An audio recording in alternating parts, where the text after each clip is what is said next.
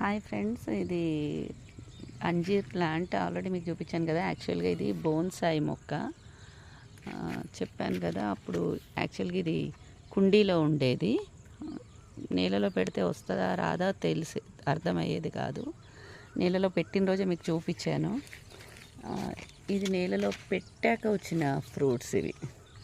చూడండి, ఇక్కడ 1 2 3 4 5 6 7 8 9 10 11 12 13 14 15 16 17. So present ఇప్పుడైతే 17 కాయలు ఉన్నాయి. చూడాలి. నీళ్ళలో పెట్టిన తర్వాత వచ్చిన ఫస్ట్ ఫ్రూట్స్, ఇది ఫస్ట్ క్రాప్ అని చెప్పొచ్చు.